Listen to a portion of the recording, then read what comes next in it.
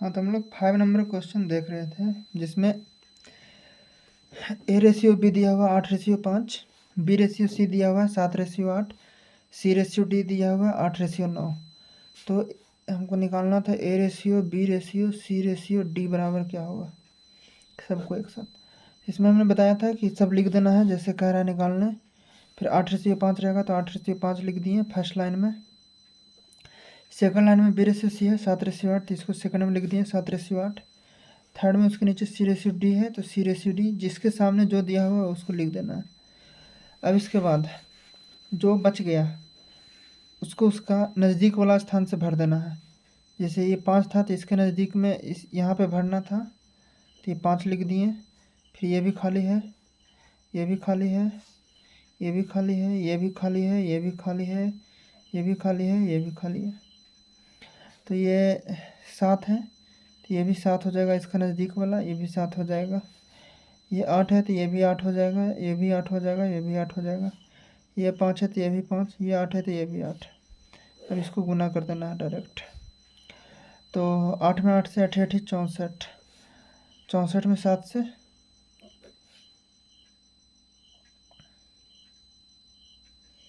नहीं तो हम इसको काट देते हैं। काटने का भी एक ट्रिक होता है।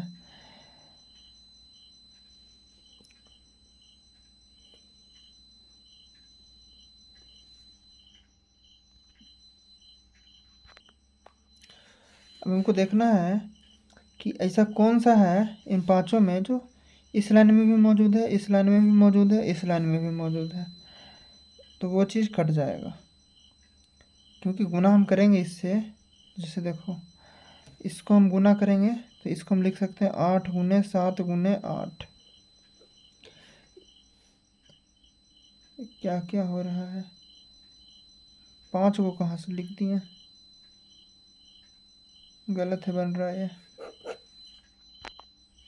ये एक्चुअली गलत बन रहा था, इसलिए इसको काट के फिर से बना रहे हैं। पहले जगह भर लेते हैं। तो एक ये खाली है, एक ये खाली है, इस लाइन में एक ये खाली है, एक ये खाली है, इस लाइन में ये खाली है, ये खाली है। तो इस 5 के बगल में ये 5 हो जाएगा, ये भी 5 हो जाएगा। इस 7 के बगल में ये 7 हो जाएगा, इस 8 के बगल में ये 8 हो जाएगा। अब इस 8 के बगल में ये 8 हो जाएगा, ये भी 8 हो जाएगा। अब सबको गुना कर देना है।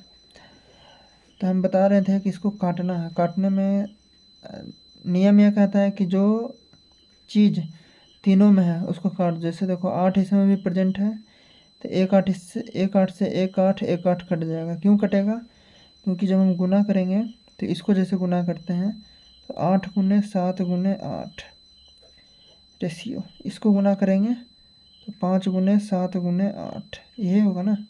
इसको गुना करेंगे तो 5 × 8 × 8, इसको गुना करेंगे तो 5 × 8 × 9। अब हम लोग 8 से काटेंगे तो 8 से 8 एकम 8 ये भी कटेगा, ये भी कटेगा, ये भी कटेगा, ये भी कटेगा। मतलब कि हर एक लाइन में एक 8 होना चाहिए, तो कट रहा है तो 8 से काट देते हैं। सब में है ना, तो इसीलिए हम वो देखते हैं कि इन तीनों में ऐसे ऐसे देखना, नीचे ऊपर नीचे, ऐसे ऐसे नहीं, ऐसे गलत हो जाएगा। ऐसे ऐसे, क्योंकि गुना करके इसको लिख रहे हैं ना, ऐसे इन तीनों को इतना लिखें, इन तीनों को इतना लिखें, इन तीनों को इतना लिखें, इन तीनों को इतना लिखें। तो इसमें भी एक 8 है, इस लाइन में भी एक 8 है, इस लाइन में भी एक 8 है, इस लाइन में भी एक 8 है, इस लाइन में भी एक 8 है। तो हम पहले ही काट दिए, नहीं तो ऐसे डायरेक्ट पूरा का पूरा गुना करके फिर काट भी सकते हैं, हमारी मर्जी। नेक्स्ट 8 सते 56, 7 × 5 = 35, 8 × 5 = 40, 9 × 5 = 45। इतना हमारा आंसर हो जाएगा।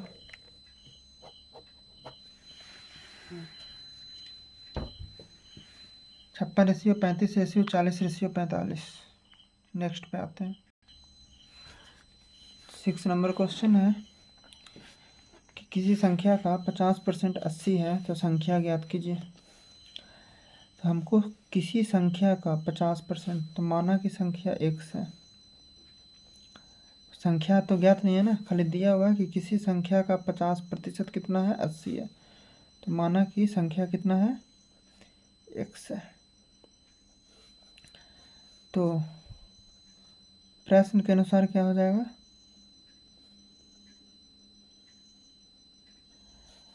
x का संख्या हम मान लिए, इस संख्या को हम मान लिए x, तो x का 50% बराबर 80।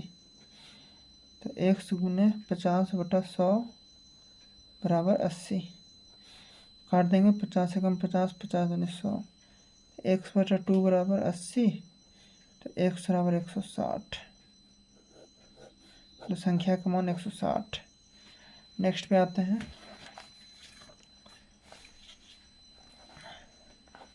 नेक्स्ट है 7 नंबर क्वेश्चन। किसी त्रिभुज के, एक त्रिभुज दिया हुआ है, त्रिभुज का मान ABC ले लेते हैं। इसका दो कोण 50 और 60 है, एक कोण 50 है, एक कोण 60 है। करा तीसरा कोण, मतलब जो बच गया वो निकालना है।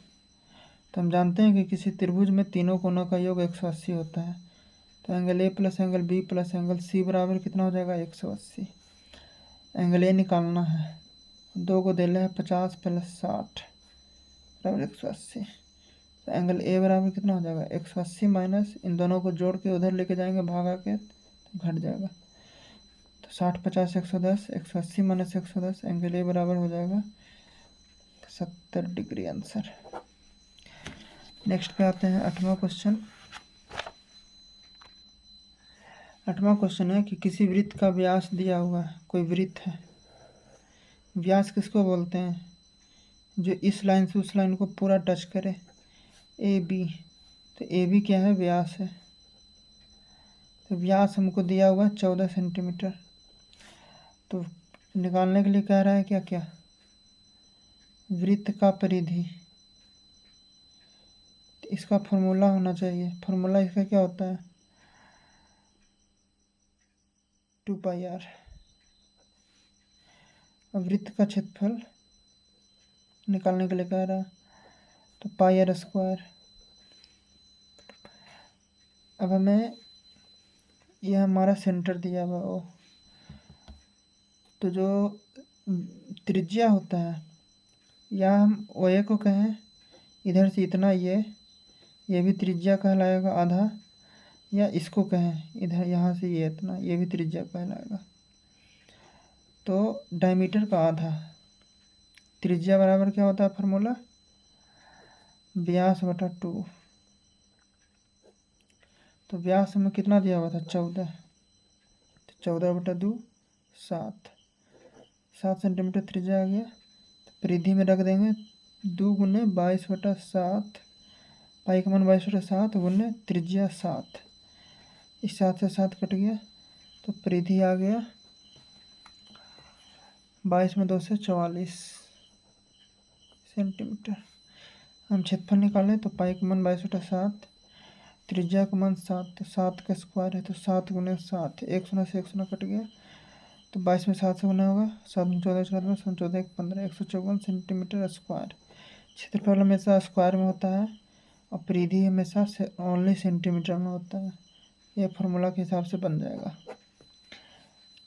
नेक्स्ट क्वेश्चन पे आते हैं। इसमें कह रहा है कि वह बड़ी से बड़ी संख्या ज्ञात कीजिए जो 411, 684 और 821 को भाग देने पे 3, 4, 5 शेष बचे। तो ऐसे क्वेश्चन में कुछ नहीं करना है, जो संख्या दिए हुए हैं जो लिख दिए हैं, और जो शेष बचने के लिए कह रहा है वो लिख दिए हैं, अब इसको घटा देना है। तो 411 में से -3 करेंगे तो हो जाएगा मेरा 408। ये कर देंगे तो 680 घट के ये 816। 821 में से 5 घटेगा तो 816। अब इन सब का HCF निकाल देना है। HCF निकालने के बाद जो आंसर आएगा वही वो संख्या हो जाएगा। फिर HW में HCF निकालना कितना आंसर आता है। नेक्स्ट पे आते हैं 10 नंबर क्वेश्चन। दो संख्या का एलसीएम दिया हुआ है 225, एचसीएफ दिया हुआ है 5, पहली संख्या दिया हुआ है 25, तो दूसरी संख्या ज्ञात करने के लिए इसका फॉर्मूला होता है एलसीएम गुने एचसीएफ बराबर पहली संख्या गुने दूसरी संख्या। बस इस फॉर्मूला पे सब पुट कर दीजिए। एलसीएम 225 गुने एचसीएफ 5 बराबर पहली संख्या 25 और दूसरी संख्या नहीं दिए हुए है तो इसको x मान लेते हैं। तो x का मान निकालने के लिए गुना में इधर भागा में चल जाएगा। 225 गुने 5/25 बराबर x। 5 से काट दीजिए, 5 से 5 25 25, 5 से कर दीजिए, 5 को 20, 5 25 25, तो x का मान आ गया 45। मतलब दूसरी संख्या कितना आ गया 45। नेक्स्ट आते हैं 11 नंबर। यह क्वेश्चन लाभ हानि का है। इसमें कह रहा है कि 12 वस्तु का क्रय मूल्य, तो 12 वस्तु का सीपी, क्रय मूल्य सीपी को बोलते हैं ना, सीपी 9 वस्तुओं के विक्रय मूल्य के बराबर है। तो बराबर किसका? 9 वस्तुओं का विक्रय मूल्य। तो 9 वस्तु का विक्रय मूल्य मतलब एसपी। अब हमें ऐसे लिख लेना है 12 सीपी बराबर 9 एसपी। अब इसका मानवा इधर ले लेना है ये चीज़। अब जैसे 12 सीपी इसका नहीं देखना है, सीपी बराबर 12 नहीं होगा, ये हो जाएगा बराबर किस पट्टी वाला। तो इस सीपी है इधर, इधर वाला के लिए ये हो जाएगा, इधर इसके लिए ये हो जाएगा। तो यहाँ से हम सीपी बराबर कितना आ गया 9, एसपी बराबर आ गया 12। तो सीपी कम है एसपी ज़्यादा है तो लाभ होगा कितना? लाभ बराबर एसपी माइनस सीपी। लाभ बराबर 12 माइनस 9 बराबर 3। ठीक है, तो लाभ प्रतिशत हो जाएगा लाभ गुने 100 / क्रय मूल्य। तो लाभ है 3 गुने 100 / क्रय मूल्य 9। सीपी है 9, क्रय मूल्य 9, काट देंगे 3 से 3 3 9 आ जाएगा 100/3%। ऐसा क्वेश्चन पे एक है, इसको होमवर्क में जैसे दिया हुआ रहेगा 10 वस्तु का क्रय मूल्य 12 वस्तु के विक्रय मूल्य के बराबर है। तो क्या करेंगे, 10 वस्तु का क्या लिखा हुआ है क्रय मूल्य, इसको लिखना है। और दूसरा लाइन में 12 वस्तु का विक्रय मूल्य, 10 लिख देंगे। क्या है 10 वस्तु का क्रय मूल्य, तो 10 वस्तु के क्रय मूल्य को सीपी बराबर है किसका? ये है पहला, ये है इधर से दूसरा 12 वस्तु के विक्रय मूल्य, तो 12 है एसपी। अब इसको मतलब ले लेना है मतलब अपोजिट वाला। तो इधर सीपी है तो इधर के सीपी कौन बोला होगा? इधर वाला नंबर ये, और इधर का एसपी इधर वाला नंबर हो जाएगा ये। उल्टा लेना है, ये नहीं कि यही सीपी बराबर 10 हो जाएगा एसपी बराबर, वैसे नहीं, उल्टा। सीपी बराबर इधर वाला 12, एसपी के लिए इधर वाला संख्या, उल्टा संख्या। तो यहाँ से हमको देख लिए तो सीपी बराबर कितना आया 12, सीपी बराबर कितना आया 12 है ना। सीपी ये सीपी है तो ये सीपी के लिए ये 12 हो जाएगा। एसपी एक उल्टा वाला संख्या, इन्ने वाला 10 उल्टा, इधर के लिए ये, इधर के लिए ये। तो सीपी हो गया 12, एसपी हो गया 10। तब सीपी ज़्यादा है एसपी कम है तो लॉस होगा कितना का? लॉस बराबर एसपी माइनस सीपी। तो 12 माइनस 10 बराबर 2, और लॉस परसेंट निकालना रहेगा। तो लॉस है 2 गुने 100 / क्रय मूल्य। क्रय मूल्य कितना है 12, काट दीजिए। 2 गुने 6 12 बराबर 100/6%। ऐसा क्वेश्चन ऐसे बनाना है। 10 वस्तु का क्रयमूल 12 वस्तु के विक्रयमूल के बराबर है। 10 वस्तु का क्रयमूल तो 10 के क्रयमूल CP, 12 का विक्रयमूल तो 12 का विक्रयमूल SP। अब इसका एनए वाला, इसका एनए वाला उल्टा चलता है इसमें हमेशा। तो CP हो गया 12, SP हो गया 10। तो CP ज़्यादा है, SP कम है, क्या हो गया, मतलब खरीद रहे हैं ज़्यादा में, बेच रहे हैं कम में, तो हानि होगा।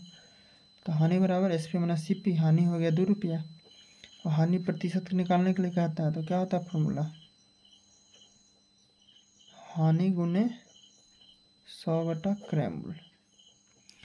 तो हानि हो गया 2 रुपया, तो 2 रख दिए, गुने 100 बटा क्रयमूल कितना 12 रुपया, तो 12 रख दिए, 2 से 6 12 काट दिए, तो 100 बटा 6% आ गया। यही इसका सॉल्यूशन है। नेक्स्ट क्वेश्चन पे आते हैं। लास्ट क्वेश्चन है, कह रहा है P% बराबर 36। तो P का मान क्या होगा, कुछ नहीं है, P का मतलब गुना, P गुने P बटा प्रतिशत का मतलब बटा 100 बराबर 36। तो P में P से गुना कर देंगे, P² बटा 100 बराबर 36। तिरछा तिरछी गुना कर देंगे, तो एक नीचे कुछ नहीं है तो बटा 1। तो P² में 1 से गुना करेंगे तो P², 36 में 100 से गुना करेंगे तो 3600। स्क्वायर है तो इधर रूट बढ़ जाएगा, 3600 के रूट हो जाएगा 60। 36 का 6 और 36 ये होगा ना, 3600 के 36 गुना 100 लिखते हैं, 36 का 6 और 100 का 10 बाहर निकलेगा तो 10 छक 60। यही 60 आंसर। 12 तक क्वेश्चन सॉल्यूशन कंप्लीट।